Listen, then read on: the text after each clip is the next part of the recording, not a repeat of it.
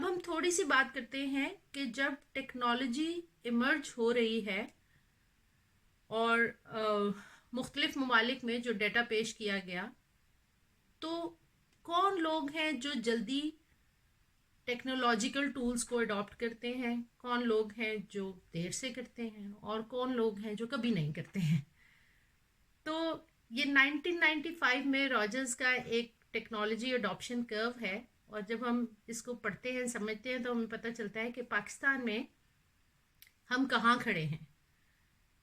सबसे पहले वो कहते हैं किसी भी पॉपुलेशन में 2.5% लोग होते हैं जो टेक्नोलॉजी अडॉप्ट करते हैं, वो इनोवेटिव माइंडसेट के लोग होते हैं, और वो सेल्फ डायरेक्टेड होते हैं, वो एंथुजियास्ट होते हैं, इसलिए नई आने वाली टेक्नोलॉजीज को वो बड़ी जल्दी अडॉप्ट करते हैं। उसके बाद इनको इनको इनोवेटर्स का नाम दिया गया। उसके बाद अर्ली अडॉप्टर्स का नाम दिया गया।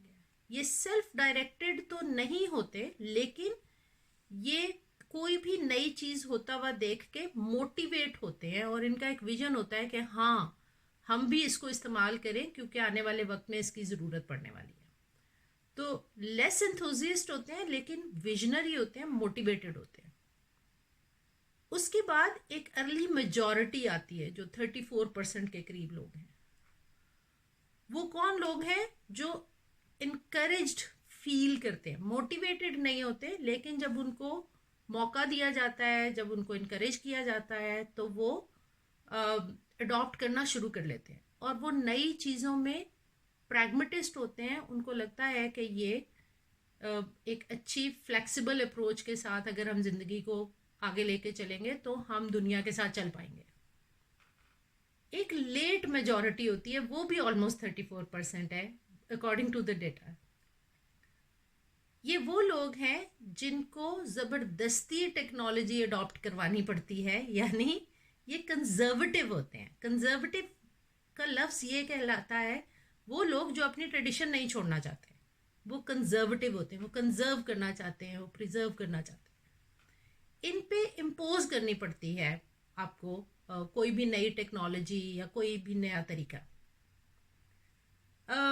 Last but not the least are those जिनके ऊपर हमें बहुत मेहनत करनी पड़ती है, लेकिन फिर भी हम कुछ खास कामयाब नहीं होते। हम जो टेक्नोलॉजी की इंटीग्रेशन करवाने वाले लोग हैं, उनको लेबल किया गया लेगार्ड्स। ये रिफ्यूज कर देते हैं। क्यों? क्योंकि ये स्केप्टिक्स होते हैं। स्केप्टिक्स का मतलब ये है कि इनको शक होता है, और ये डाउटफुल होते हैं, और ये कॉन्स्पिरेसी थेरीज को बाय करते हैं। ये कहते हैं कि जिसने टेक्नोलॉजी बनाई है वो मुझे मैनिपुलेट करना चाहता है, जिसने टेक्नोलॉजी बनाई है वो मेरे पे हुकूमत करना चाहता है, या जिसने टेक्नोलॉजी बनाई है वो मुझसे मेरा डेटा लेना चाहता है, इसलिए वो ये सब कुछ। इस तरह की थेरीज में बड़ा स्ट्रांगली बिलीव करते हैं, और ये बहुत मुद्दत तक नई टेक्नोलॉजीज को अडॉप्ट नहीं करते। मैं ईयर 2000 में इंटेल की ट्रेनिंग से वाबस्ता हुई, और इंटेल की ट्रेनिंग थी ही integration of technology in education.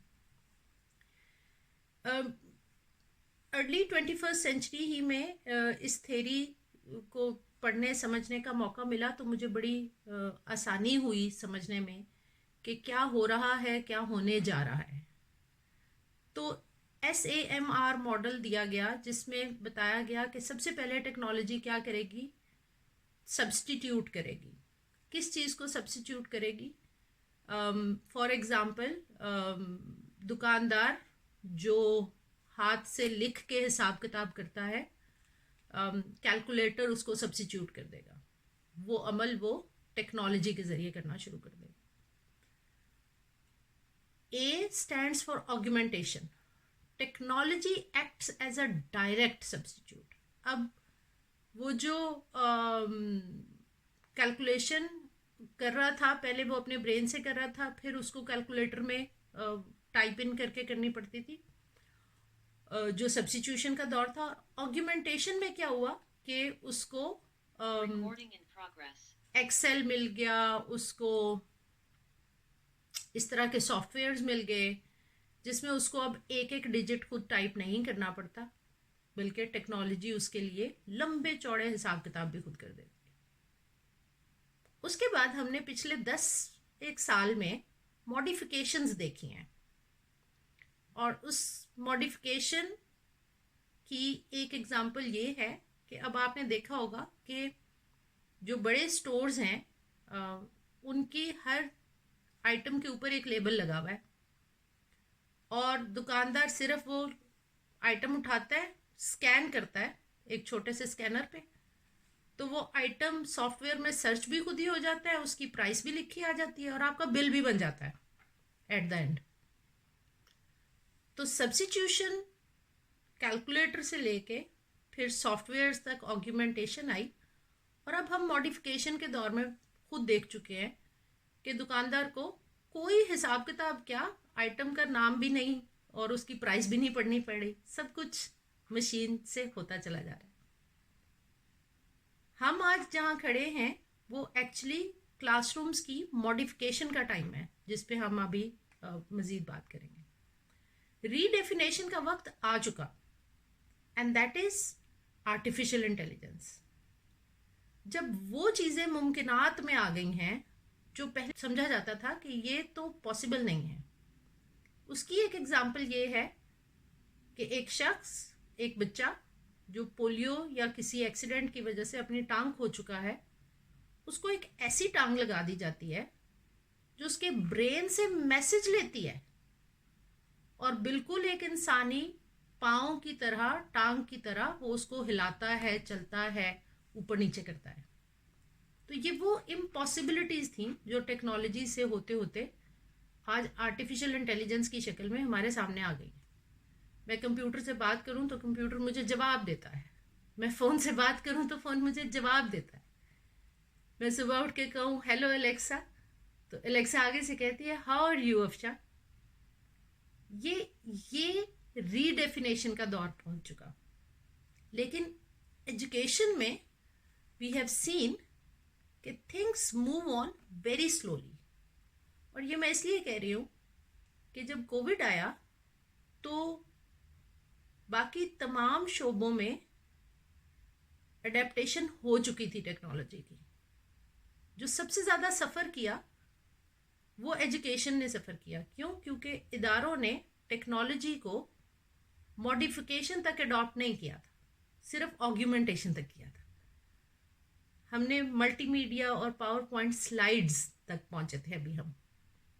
सबसे पहली चेंज जो हमने देखी वो हमने ये देखी एजुकेशन के अंदर कि हमने अपने मटेरियल्स डिजिटल पोर्टल से लेने शुरू कर दिए, डिजिटल लाइब्रेरीज यूज़ की, वेब इस्तेमाल करना शुरू कर दिया, ऑनलाइन इंसाइक्लोपीडियाज देखना शुरू कर दिया।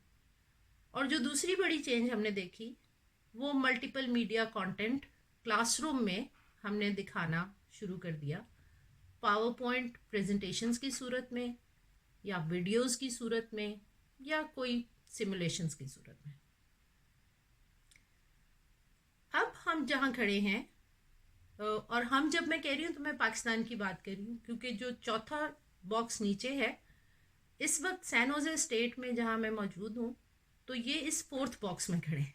पाकिस्तान में इस वक्त हम जहाँ खड़े हैं तो हमने पोस्ट कोविड एरा में ज़्यादा देखा है कि learning spaces, alternate learning spaces इनको हम कहते हैं, जिसमें ऑनलाइन और वर्चुअल स्पेसेस का इस्तेमाल शुरू हो गया। और अब पाकिस्तान ने भी इंटरनेशनल इदारों के साथ मिलके ऑनलाइन इंस्ट्रक्शन और ऑनलाइन टेस्टिंग भी शुरू कर दी। जबकि मैंने कहा कि जिस जगह मैं मौजूद हूँ यहाँ तो इस वक्त हम देख रहे हैं कि आर्टिफिशियल इंटेलिजेंस के ज़रिए the teacher might never have to go to classrooms. आने वाले वक्त में हो सकता है कि टीचर्स को बिल्कुल क्लासरूम में ना जाना पड़े। अभी वैसे मैंने पिछले कोई 2 सेमेस्टर्स में यहाँ देखा है कि most of the teachers, university teachers are working from home, लेकिन अभी भी वो ऑनलाइन सेशंस, ऑनलाइन टीचिंग कर रहे हैं। आने वाले 10 सालों में सूरत हाल बिल्कुल बदल चुकी होगी। ये जो 3rd लेवल था पिछली स्लाइड पे, लर्निंग स्पेसेस क्रिएट हो गई, ऑनलाइन इंस्ट्रक्शनल मटेरियल्स अवेलेबल हो गए, स्पेस अवेलेबल हो गई, तो 3 बड़ी मोड्स ऑफ लर्निंग आ गए। एक है ब्लेंडेड, दूसरा है हाइब्रिड, और तीसरा है ऑनलाइन, यानी कंप्लीटली ऑनलाइन। ब्लेंडेड से मुराद ये है कि मैं before, during and after class technology को इस्तेमाल कर रही हूँ और ऑनलाइन टीचिंग लर्निंग को यूज़ कर रही हूँ। This is blended model. मैं दोबारा बोलती हूँ, before, during and after class, यानी क्लास से पहले भी, क्लास के दौरान भी और क्लास के बाद भी मैं कुछ ऑनलाइन टीचिंग लर्निंग एक्टिविटीज़ और इंस्ट्रक्शंस और लर्निंग मटेरियल्स और लर्निंग एक्सपीरियंसेस इस्तेमाल कर रही हूँ। हाइब्रिड से मुराद ये है कि एक कोर्स ऐसा डिज़ाइन कर दिया जाए जिसमें कुछ पार्ट बच्चों ने फेस टू फेस अटेंड करना है और कुछ कंप्लीटली ऑनलाइन ही अटेंड करना है। जबकि वर्चुअल या ऑनलाइन लर्निंग का मॉडल ये कहता है कि कुछ भी फिजिकल क्लासरूम में नहीं होगा, सब कुछ ऑनलाइन ही होगा। तो हम आज जिस पे फोकस कर रहे हैं वो पहला मोड है, विच इज़ ब्लेंडेड मोड। ये जो ब्लेंडेड मोड है ये हार्वर्ड बिजनेस स्कूल में सबसे पहले शुरू किया गया 1990s में, और इसमें जो मॉडल है, जो ओरिजिनल मॉडल था 1990s से लेके बिगिनिंग ऑफ 2000s तक, उसमें ये हो रहा था कि teachers during the class, teachers use screen to show online materials. ये पावर पॉइंट स्लाइड्स नहीं है, पावर पॉइंट स्लाइड्स ऑफलाइन होती है। द मेजर थिंग वॉज के teachers started to using screen, online screen in classrooms, जिसमें वो online search भी कर सकते थे और मटेरियल्स भी दिखा सकते थे। फिर teachers started to give online activity within classroom, जिसमें स्टूडेंट्स भी स्क्रीन यूज़ कर रहे हैं, या वो कोई टैबलेट यूज़ कर रहे हैं या वो कोई कंप्यूटर स्क्रीन यूज़ कर रहे हैं। और उसके बाद जो रिकॉर्डेड लेक्चर होता था वो बच्चों को दे दिया जाता था, बाद में वो दोबारा उसको सुन सकते हैं, उसको दोबारा देख सकते हैं। और ऑनलाइन लर्निंग रिसोर्सेज भी दे दिए जाते थे। LMS बन गए, लर्निंग मैनेजमेंट सिस्टम्स बन गए, जिसपे उनके लर्निंग मटेरियल्स रख दिए जाते और बच्चे उन लर्निंग मटेरियल्स को इस्तेमाल करते और एक्टिविटीज़ कर लेते। 2010 तक मोर और लेस, जब मैं यहाँ PhD के लिए आई थी, तो ये ब्लेंडेड मॉडल बहुत सी अमेरिकन यूनिवर्सिटीज़ में इस्तेमाल हो रहा था। उसके बाद शुरू ही में कुछ क्लासरूम्स में ये एक्सपेरिमेंट किए गए, लेकिन बहुत ज़्यादा कॉमन नहीं था, जिसमें एक टर्मिनोलॉजी इस्तेमाल होना शुरू हुई जिसको कहा गया फ्लिप्ड क्लासरूम। अब ट्रेडिशनल क्लासरूम में और फ्लिप्ड क्लासरूम में फ़र्क क्या आया? ट्रेडिशनल क्लासरूम में पहले बच्चे टीचर के साथ लेक्चर में मौजूद हैं और टीचर्स पहले उनको पढ़ा रहे हैं, क्लासरूम एक्टिविटी पूरी करवा रहे हैं, और फिर उनको होम वर्क एक्टिविटीज़ दी जा रही हैं जो ऑनलाइन भी हैं और जो ऑफलाइन भी हैं। फ्लिप्ड क्लासरूम में उन्होंने इसको फ्लिप कर दिया, यानी बाद वाली चीज़ को पहले ले गए, होमवर्क पहले चला गया। और होमवर्क क्या था कि टीचर ने जो लेक्चर क्लास में देना है वो रिकॉर्डिंग में पहले भेज दिया गया, और लर्निंग मटेरियल्स भी पहले से उनके LMS पे रख दिए गए। और जिस दिन मंडे, ट्यूसडे या वेंसडे, जिस दिन उस सब्जेक्ट की क्लास होनी है, बच्चे पहले से वो लेक्चर सुन के आ रहे हैं, लर्निंग मटेरियल्स को गो थ्रू करके आ रहे हैं, और क्लासरूम में कोलैबोरेटिव एक्टिविटी शुरू हो जाती है। अब इस फ्लिप्ड क्लासरूम का बिग आइडिया क्या था? बिग आइडिया देने वाले ने कहा ये कि listening and watching our individual tasks. और आप क्लास का बहुत ज़्यादा वक्त इंडिविजुअल टास्क पे सर्व कर रहे हैं। अगर किसी ने मुझे सुनना है या अगर किसी ने कोई वीडियो देखनी है तो कान और आंखें अपनी अपनी इस्तेमाल होनी है, तो ये उसका इंडिविजुअल टास्क है।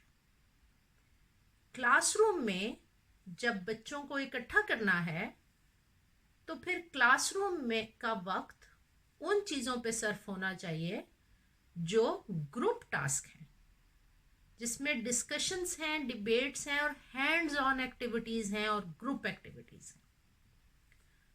तो फ्लिप्ड क्लासरूम ने 3 मेजर डायमेंशंस दिए।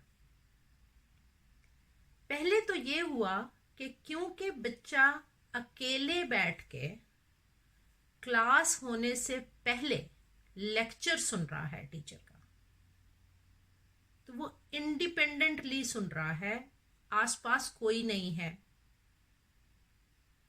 और जब वो इंडिपेंडेंटली सुन रहा है तो सवालात उठेंगे, उसको बहुत सी चीज़ें समझ नहीं आ रही होंगी, बहुत सी चीज़ों से वो एग्री नहीं कर पा रहा होगा या उनको अंडरस्टैंड नहीं कर पा रहा होगा। दोनों बातें हो सकती हैं, एग्री भी, डिसएग्रीमेंट भी हो सकता है। तो पहले लेक्चर और पहले से लर्निंग मटेरियल्स भेजने का फ़ायदा ये होगा कि students will come to the classroom with already so many questions in their minds, and those can be critical questions. अब जब वो क्लासरूम में आएंगे तो ब्रेन ऑलरेडी एक्टिवेटेड है, क्योंकि पहले ही उसने सुन रखा है, पढ़ रखा है, और अगर आपने कोई वीडियो भेजी थी तो देख रखी है। So the brain is already active, and when they are in classroom, the process of brainstorming happens.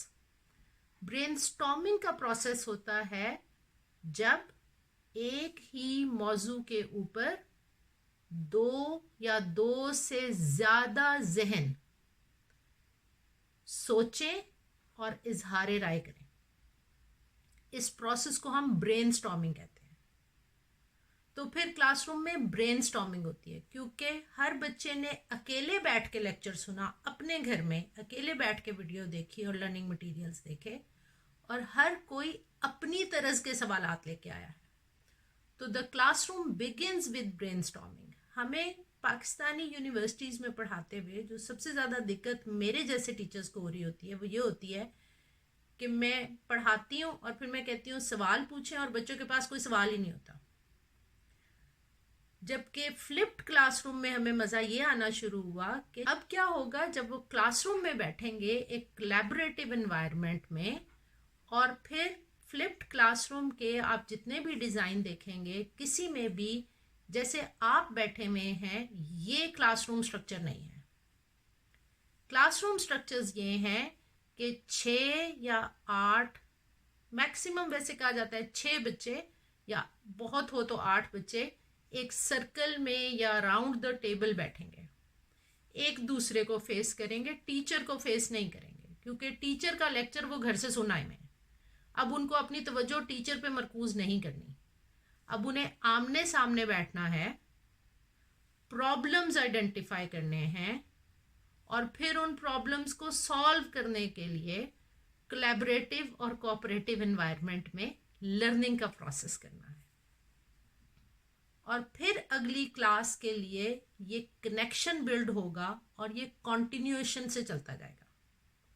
And then we design student projects out of it, जिस पे हम इंशाल्लाह एक दफ़ा फिर अगर मौका मिला तो हम प्रोजेक्ट बेस्ड लर्निंग पे बात करेंगे कि यहाँ से आगे प्रोजेक्ट डिज़ाइन कैसे होते हैं और फिर बच्चे रिसर्च की तरफ कैसे चले जाते हैं। लेकिन the important thing for today is this कि क्लासरूम को फ्लिप करना क्यों ज़रूरी है और ब्लेंडेड लर्निंग हमें इसका कैसे मौका दे रही है। जब हमारे पास ऑनलाइन टेक्नोलॉजीज़ मौजूद हैं, let's blend it in this way कि जो इंडिविजुअल टास्क है सुनने का और देखने का और पढ़ने का, वो बच्चा अकेले में करे, और जो कोलैबोरेटिव टास्क है यानी ग्रुप एक्टिविटी है वो बच्चा क्लासरूम में करे. नाउ आई स्टॉप हेयर, और ये मैंने प्रेजेंटेशन शेयर कर दी है. ये 3 मेजर रिसोर्सेज हैं, बहुत लेंथी नहीं है, लेकिन आई वुड रिक्वेस्ट कि इनको ज़रूर गो थ्रू कीजिए. एक स्टैनफोर्ड यूनिवर्सिटी का, एक हार्वर्ड यूनिवर्सिटी का, और एक इंटेल एजुकेशन का जिससे मेरी ट्रेनिंग शुरू हुई थी. और ये तीनों आपको ब्लेंडेड टीचिंग लर्निंग और फ्लिप्ड क्लासरूम के बारे में अच्छी डिटेल्ड इन्फॉर्मेशन देंगे. So now I stop here for any questions or discussion or comment or feedback.